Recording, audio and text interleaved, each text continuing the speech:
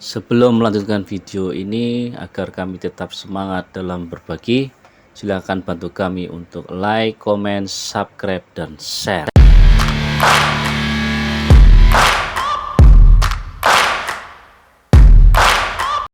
Assalamualaikum warahmatullahi wabarakatuh. Kembali di Adistira Channel. Pada kesempatan kali ini saya mau berbagi tentang 7 tool untuk mempermudah problem solving. Jadi dalam memecahkan suatu masalah atau ingin menyelesaikan suatu masalah, ada beberapa tool yang bisa digunakan untuk membantu mempermudah penyelesaian suatu masalah. Di sini saya akan menjabarkan 7 tool untuk mempermudah problem solving. Yang pertama, biasanya kita menggunakan check sheet. Yang kedua, menggunakan graph atau grafik bahasa Indonesianya. Di sini ada 4 grafik. Yang pertama adalah line graph atau line garis, grafik garis, kemudian grafik bar, kemudian pie chart, dan yang keempat adalah radar chart. Kemudian tool yang ketiga, kita akan menjelaskan penggunaan Pareto. Kemudian yang nomor 4 kita menggunakan fishbone atau diagram tulang ikan. Kemudian nomor 5 kita menggunakan histogram. Yang 6 adalah contour chart, dan yang ketujuh atau yang terakhir adalah scatter diagram atau diagram pencar. Check sheet. Fungsi dari check sheet yaitu pertama untuk memudahkan pengumpulan data. Kemudian yang kedua adalah untuk memudahkan menganalisa data. Dalam pembuatan check sheet ini biasa kita menggunakan Microsoft Excel. Kemudian kita bikin metrik. Nah, dari kumpulan data itu kita bisa simpulkan mana-mana data yang tertinggi atau terbanyak. Nah, kemudian kita bisa sort kembali, kita urutkan mana data dengan kuantiti yang terbanyak atau dari mana kuantiti yang terendah ke tertinggi. Berikut adalah contoh dari check sheet untuk mengecek atau memeriksa ketebalan kabel. Nah, ini salah satu penggunaan check sheet dalam pengumpulan data untuk mengetahui spek mana yang paling banyak digunakan. Lanjut dengan tool yang kedua adalah grafik. Kita mulai dari grafik line. Pada umumnya, grafik line digunakan untuk menunjukkan tren atau kecenderungan sebuah data. Biasanya grafik line ini membandingkan antar dua data yang saling berhubungan. Grafik yang kedua yaitu grafik bar atau grafik yang sering disebut dengan grafik batang. Berfungsi untuk membandingkan data dengan secara kuantitatif antara satu data dengan data yang lain tetapi dengan satu jenis data. Grafik yang ketiga yaitu pie chart. Berfungsi untuk menunjukkan persentase masing-masing data terhadap keseluruhan data yang digunakan. Biasanya atau pada umumnya pie chart ini berbentuk persentase untuk membandingkan antar masing-masing data terhadap data keseluruhan. Dan yang grafik keempat adalah radar chart atau grafik radar. Bisa digunakan untuk menunjukkan balancing atau keseimbangan antar item. Di sini pada gambar saya menggunakan ada 6 ya, A, B, C, D, E, F. Ini bisa lebih dari 6. Lanjut dengan tool yang ketiga, kita lanjut dengan diagram Pareto. Diagram Pareto ini berfungsi untuk menstratifikasi pemilihan masalah atau penyebab masalah berdasarkan urutan prioritas. Kemudian fungsi yang kedua dari Pareto ini adalah untuk sebagai penentu tema dalam suatu pemecahan masalah. Kemudian fungsi yang ketiga dari diagram Pareto adalah sebagai evaluasi hasil berdasarkan prioritas setelah perbaikan. Jadi kita setelah melakukan perbaikan, kita evaluasi lagi. Nah, ini adalah bisa menggunakan tool, menggunakan diagram Pareto. Diagram Pareto sendiri ditemukan seorang ilmuwan Italia bernama Vilfredo Pareto. Diagram Pareto merupakan diagram yang terdiri atas grafik balok dan garis yang menggambarkan perbandingan masing-masing jenis data terhadap keseluruhan. Dengan memakai diagram Pareto dapat terlihat masalah mana yang dominan, dan tentunya kita dapat mengetahui prioritas penyelesaian masalah dengan diagram Pareto karena sudah disusun dengan urutan besar ke terkecil. Kemudian biarpun masalah besar hanya terselesaikan berapa persen saja atau 50%, tetapi umumnya masih lebih besar hasilnya dibandingkan menyelesaikan masalah kecil. Terus bagaimana untuk membuat diagram Pareto? Di sini akan saya jelaskan secara singkat bagaimana cara membuat diagram Pareto. Yang pertama, kita harus membuat daftar semua masalah terlebih dahulu. Biasanya kita kumpulkan data bisa lebih dari 3, 4, 5, 6 faktor. Contoh di sini saya mensimulasikan penyebab dengan faktor X. Itu ada X1, X2, X3, dan X4. Kemudian kita ketahui jumlahnya untuk X1 adalah 50, X2 adalah 30, X3 15, dan X4 ada 5. Langkah yang kedua, kita persentasekan dari jumlah faktor yang kita ketahui. Nah, kita peroleh pada X1 dengan jumlah 50 adalah 50%. Kemudian X2 30%, X3 50%, dan X4 5%. Kemudian yang langkah ketiga, kita hitung nilai secara kumulatif. Kita peroleh seperti tabel. X1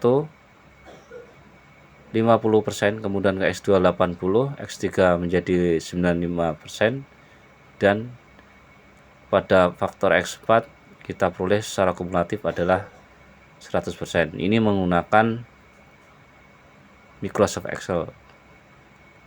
Kemudian yang langkah keempat adalah menggambarkan diagram Pareto. Sumber mendasar adalah masalah X1, X2, X3, X4. Sumbu tegaknya atau pada sebelah kanan menyatakan persentase.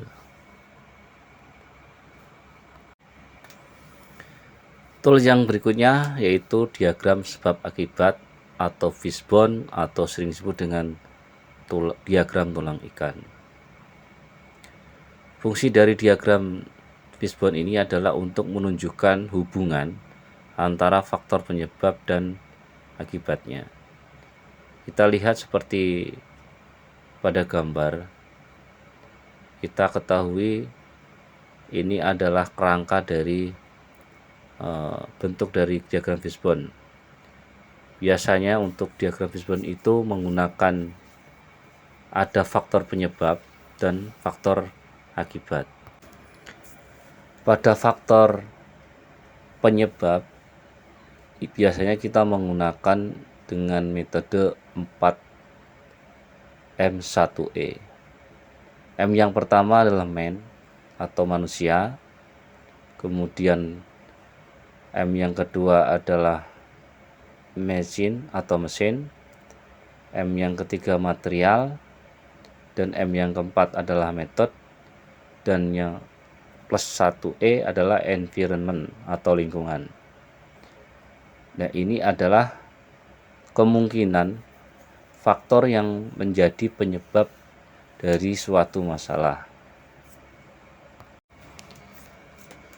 Diagram tulang ikan juga sering disebut dengan diagram sebab akibat atau cause effect diagram, atau sering disebut dengan Ishikawa diagram. Sesuai dengan penemunya adalah Kaoru Ishikawa. Seperti yang saya jelaskan sebelumnya, bahwa prinsip dari diagram tulang ikan ini adalah pada umumnya menggunakan 5 faktor utama yang sudah saya sebutkan tadi, yaitu 4M, 1E. Tapi ada beberapa digunakan pada bagian tertentu seperti marketing, menggunakan 4P, yaitu product, price, place, dan promotion. Kemudian dalam pembuatan diagram tulang ikan ini kita menggunakan metode 5Y atau Y. Ini adalah sebagai dasar untuk menemukan sebuah penyebab dari suatu masalah. Contoh, misalkan pada faktor manusia, kita menggunakan atau kita menanyakan 5 kali Y pada problem utama. Nanti setelah kita sudah 5 kali menemukan penyebabnya, ini adalah faktor utama dari penyebab suatu masalah pada faktor manusia, dan seterusnya. Untuk tools selanjutnya adalah histogram. Histogram berfungsi untuk melihat penyebaran data yang berkaitan dengan permasalahan yang sedang ditanggulangi. Kemudian histogram juga berfungsi untuk mengevaluasi suatu hasil dari data yang dikumpulkan. Histogram salah satu diagram balok yang digunakan untuk memeriksa penyebaran atau distribusi data. Biasanya adalah data yang kontinu, tapi untuk keperluan praktis bisa juga dipakai untuk data discrete.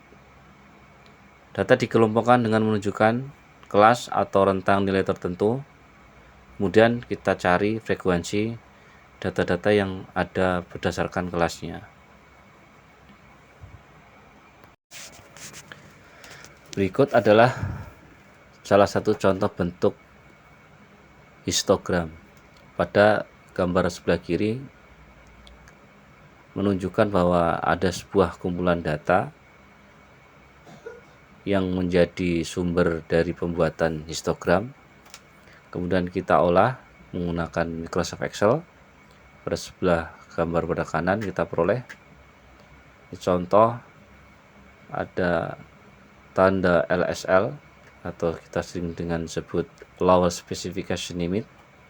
Kemudian pada garis kanan ada USL atau upper specification limit dengan spesifikasi 32, toleransi plus minus 0,9 mm, kemudian average-nya adalah 29,965.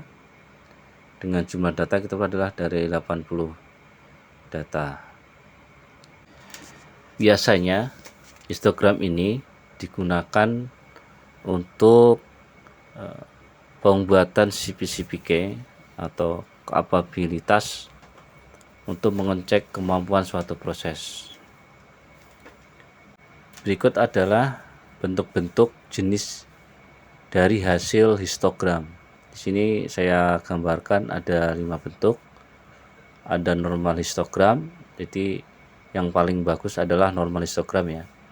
Kemudian double peak histogram, isolated island histogram, cliff histogram, dan Cockwell histogram. Kemudian untuk tool selanjutnya atau yang keenam yaitu control chart. Control chart ini berfungsi untuk menganalisa data proses dalam keadaan yang terkendali atau tidak. Cara membuat control chart ini terdiri dari X-bar dan R-chart. Langkah yang pertama adalah kita mengumpulkan data terlebih dahulu, kemudian kita membuat tabel. Pada gambar saya membuat contoh dari pengukuran ada 5 faktor X1 sampai X5. Langkah kedua yaitu menghitung rata-rata untuk masing-masing S-bar dan R-chart-nya. Kemudian langkah yang ketiga adalah menghitung garis tengah atau means untuk S-bar chart dan X-bar dan R-chart-nya. Kemudian langkah yang keempat kita menghitung UCL maupun LCL-nya. Dan langkah yang kelima baru kita membuat diagram atau control chart-nya. Berikut kami berikan contoh dari hasil pembuatan control chart untuk sampel mean-nya dan sampel ring-nya.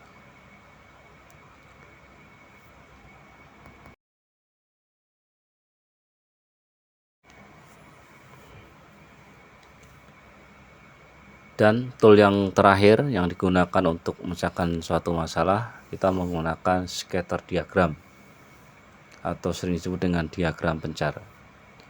Scatter diagram berfungsi untuk menunjukkan korelasi dua kelompok data yang berpasangan dan untuk mempelajari faktor yang berpengaruh antara dua data yang berpasangan. Nah, berikut kami berikan contoh dari diagram pencar. Pada kolom sebelah kiri kita mempunyai data 1 sampai 40. Ada dua data yaitu jumlah kunjungan dan kita bandingkan dengan jumlah penjualan. Dengan memakai diagram ini kita dapat melihat apakah kedua faktor tersebut saling berhubungan atau tidak. Jadi kita akan mengetahui apakah dengan jumlah kunjungan itu saling berhubungan dengan ada hubungannya atau mungkin saling berhubungan dengan jumlah penjualan. Bila kita lihat diagram yang sudah kita buat pada gambar sebelah kanan, pada baris horizontal adalah menunjukkan jumlah kunjungan. Di sini ada 0 sampai 150 kunjungan. Kalau yang lebih 150, kemudian pada garis tegak menunjukkan jumlah penjualan. Kemudian kita buat diagramnya pada titik-titik itu menunjukkan bahwa ternyata ada hubungan antara jumlah kunjungan terhadap jumlah penjualan. Ya, demikian penjabaran dari 7 tools untuk membantu dalam problem solving atau alat untuk membantu kita dalam memecahkan suatu masalah. Semoga bermanfaat. Kurang lebihnya mohon maaf dan mohon bantuannya agar channel ini tetap berkembang dan bisa menampilkan atau menyampaikan ilmu-ilmu yang lain. Agar kami selalu semangat sekiranya untuk like, komen, share, dan subscribe. Terima kasih. Wassalamualaikum warahmatullahi wabarakatuh. Yeah, I just wanna be great. Yeah, I just wanna be great. Yeah, yeah, yeah, I just wanna be great. Yeah, I just wanna be great.